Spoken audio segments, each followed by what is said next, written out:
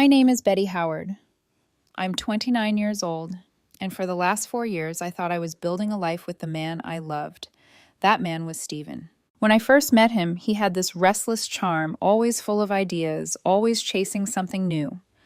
I was the anchor, the one who paid the bills on time, fixed the little things around the house, and reminded him that life could be stable without being boring. At least that's what I believed. For years, I convinced myself we were solid. I handled the rent, the groceries, even his late night I need space phases. I loved him through it all. And I thought, no, I trusted that he loved me back. But love, I've learned, isn't always what you think it is. Sometimes it's just a word people throw around until something shinier catches their eye. It started with little comments. You're so predictable, Betty. You never surprise me. I need more excitement, you know. I laughed them off at first. Everyone has bad days. Everyone gets restless. But bad days became bad weeks. Steven started coming home late, smelling faintly of cologne that wasn't his. When I asked about it, he rolled his eyes. You're so insecure. It's exhausting. A part of me already knew. The distance wasn't just physical, it was emotional, and it was growing by the day. Then one night, after staying out until nearly 3 a.m, Steven came home and found me still awake on the couch. He didn't look guilty. He didn't even look tired. He looked settled, like he'd rehearsed what he was about to say. Betty, we need to talk. His tone made my stomach sink. It wasn't the kind of we need to talk that ends in compromise. It was the kind that ends everything. I don't love you anymore, he said. Eyes steady, like he was reading a script. I blinked, my heart pounding in my ears. What, I don't love you? I haven't for a while. I've just been trying to figure out how to say it. My throat tightened, but I forced myself to stay calm. So, what does that mean, Steven? It means I need to move on, but I'm not ready to move out yet. I'll stay here until I find a place. For a second, I thought I misheard him. My laugh broke out sharp and bitter, not because anything was funny, but because the absurdity was almost unbearable. You don't love me, but you want to keep living here with me. He shrugged like it was the most logical thing in the world. Well, yeah, rent's expensive, and I'm not just going to throw money away. You can sleep in the guest room if it makes you feel better. I looked around the living room, the couch I'd picked out the walls. I painted the shelves I built. This wasn't just a house. It was my home, the one I carved out of long nights and long paychecks. And he wanted to treat me like a roommate he'd broken up with. Betty, don't look at me like that, he added quickly. I'm being reasonable. I met his eyes steady, my voice low. No, Steven. You're being selfish. He rolled his eyes. Here we go. You're going to make this all about you. Typical. I didn't yell. I didn't cry. I just stood up. My hands trembling, though I hid them at my sides. I'll be in the guest room tonight. He didn't even notice the weight of what I'd just said. He just turned on the TV like nothing had happened. That night, I lay in the guest bed, staring at the ceiling, listening to him laugh at something on his phone. His voice drifted down the hall like nothing in his world had shifted. But for me, everything had. And as I stared into the dark, one thought crystallized. I wasn't going to let him take my home, my peace, or my dignity with him. The next morning, Steven brewed coffee like nothing had happened. He hummed, scrolling on his phone, laughing at something I couldn't hear. For a moment, I wondered if I'd imagined the night before, if maybe the words "I don't love you anymore" had been some dream. But then he looked up, caught my eye, and said casually, "Don't forget to pay the electric bill. It's due next week." Just like that, the illusion shattered. I nodded silent. Inside, I was on fire. How could he stand there asking me to cover bills after telling me I was nothing to him? That's when I realized Steven might think he had me trapped, but he was wrong. I spent the next few days studying the house with a new lens. The walls no longer looked warm, they looked foreign. The photos we'd hung together felt staged. Even his laughter from the living room felt hollow, like echoes in a place I no longer belonged. At night, when he fell asleep, I sat in the guest room with my laptop glowing in the dark. Lease agreement, utilities, bank transfers. Every line I read gave me a strange sense of power. The lease wasn't just ours I had signed. First I had paid the deposit, and most of the utilities were under my name. The roots of this house were mine, not his. He didn't notice my silence. He didn't notice the way I moved around him like a ghost. If anything, he seemed relieved that I'd stopped asking questions. He stayed out late, came home smelling like new cologne, and tossed his jacket on the couch as if the place belonged solely to him. But I was already shifting things quietly. I opened a new bank account in my name only. I called the internet provider and asked about transferring services. I even started packing small things into boxes and sliding them under the bed. Every move was a step toward freedom. On the third day, he finally noticed. I was in the living room, carefully taping the lid shut on a box when he walked in. He froze, his face twisting. Betty, what the hell is this? I didn't look up. What does it look like? You're not actually moving out, he said, his voice sharp, almost panicked. I am. His laugh was bitter, mocking. Don't be ridiculous. We need to talk about this. I finally met his gaze. Calm, cold. We talked, Steven. You said you don't love me. You said you're moving on. So am I. For the first time, I saw a flicker of fear in his eyes. Where are you even going to go? He demanded. That's not your concern.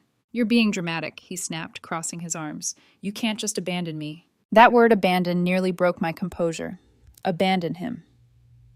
After years of carrying him, of paying, waiting, forgiving, I steadied my breath. I'm not abandoning you, Steven. I'm respecting your decision. He scoffed, shaking his head. You're such a coward. You can't even fight for me. Something inside me almost laughed.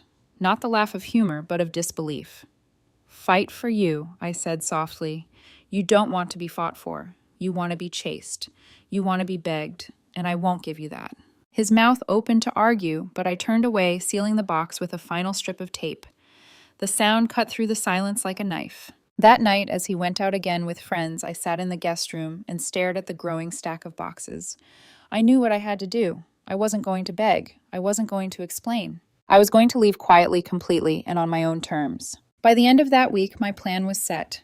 Every night, while Steven scrolled on his phone or stumbled in late, I prepared quietly. Documents sorted, utilities shifted, my name carefully untangled from his. The house, once a home, now felt like a stage set I was dismantling piece by piece. On Friday night, he came into the living room and noticed the stack of boxes again. His jaw tightened. Betty, stop this. You're not actually leaving. I kept my voice steady. I am. You can't just walk away. We need to work through this. Talk about it. I met his eyes, the coldness in mine catching him off guard. You ended this, Steven. I'm just following through. You're seriously going to leave me here after everything? My hand paused on the packing tape. After everything. Yes. His face twisted, his anger bubbling. Unbelievable. You're the selfish one, Betty, not me. I didn't answer. Sometimes silence says more than words. That night, when he left for another late outing, I didn't waste a second. I loaded the car, starting with the things that mattered most. The TV, I bought the laptop, the kitchenware my mother had given me, the box of tools my father once owned. I left behind the couch he'd insisted on buying, the cheap wall art he'd hung up, the towels I no longer wanted to see. I wanted no trace of him in my new life. On the counter, I placed the extra set of keys and a short note written on the back of an old receipt. Steven, the lease is in your name now. I've already paid my half of this month's rent. After that, it's on you. Don't contact me. Betty. I stood there for a long moment, staring at the handwriting. My hand trembled, not from regret, but from release. When the last box was in the trunk, I turned off the lights. I didn't slam the door. I didn't leave in rage. I closed it softly, like sealing the last chapter of a book I never wanted to reread. As I pulled out of the driveway, I felt the air filling my lungs lighter than it had been in months. The city lights blurred past, and with every mile I left behind the weight of a man who mistook my love for convenience. The next morning, my phone buzzed at 2:17 a.m. Steven, where the hell are you? I didn't reply. By sunrise, there were 3 more messages. This isn't funny. We need to talk. Please, Betty. I let them pile up, each one a reminder that for the first time in years, my silence was louder than his words. I didn't feel anger. I didn't even feel sadness. I felt nothing. And that nothingness was freedom. The first 2 days after I left, my phone barely stopped buzzing. Blocked numbers, unknown numbers, even old friends I hadn't spoken to in months. At first, I thought Steven would stay consistent with his indifference. But no, he turned desperate fast. Day 1, 2:17 a.m., Steven. Where the hell are you? 7:30 a.m. Steven. This isn't funny. We need to talk. By noon, the tone changed. Betty, please. I didn't mean for it to go like this. Just let's talk. I stared at the messages as I sat at my desk at work, sipping coffee, watching notifications roll across the screen like a storm I refused to step into. And the strangest thing, I didn't feel anger. I didn't feel pity. I felt weightless. Day 2. The calls escalated. Friends began texting me. First, it was Megan, one of Steven's loudest cheerleaders. Megan. Hey, Betty. He's really struggling. Can you at least hear him out? Me know. Megan. Wow. Cold. After all that time together. Me. He made his choice. Now he lives with it. I blocked her. Then came Dylan, an old college buddy of Steven's. Dylan. Don't you think you're overreacting? He said he just needs time. I typed one word back, good, then blocked him too. By the third night, Steven switched tactics. The messages were no longer about us, they were about him. Betty, the landlord, says I have to take over the lease. I can't afford it alone. This isn't fair. You owe me. After everything I gave you, you can't just abandon me like this. That word again, abandon. It burned, but not in the way he intended. I whispered into the dark of my new apartment. I didn't abandon you, Steven. You let me go. The landlord called me once hesitant. Betty, he says you moved out without notice. That true, I gave notice. I paid my half. The lease is in his name now. A pause, then a sigh. He's saying he can't cover it. That's not my problem anymore. Fair enough, the landlord said quietly. I hung up and for the first time I smiled. But the calls didn't stop. Blocked numbers, social media DMs. Even Steven's mother once tried her message laced with guilt. He's hurting Betty. Are you really going to just leave him like this? I didn't reply. Instead, I set my phone down, poured myself a glass of wine, and opened the window of my new apartment. The night air was cool, clean, untouched by his presence. For the first time in months, I slept through the night. Steven didn't know it yet, but his desperation was only beginning. And me, I was just starting to taste freedom. It didn't take long for the cracks to show. Whispers drifted back to me through mutual friends, through neighbors, through people I barely remembered adding on social media. One afternoon at the grocery store near my new place, I bumped into Mr. Hayes, our old neighbor.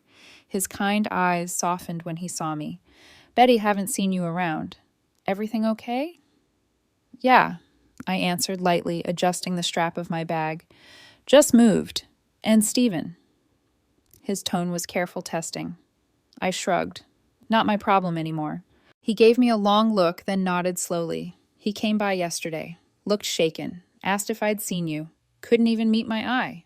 I forced a polite smile. I'm sure he'll figure something out. As I walked away, my heart didn't ache like I thought it would.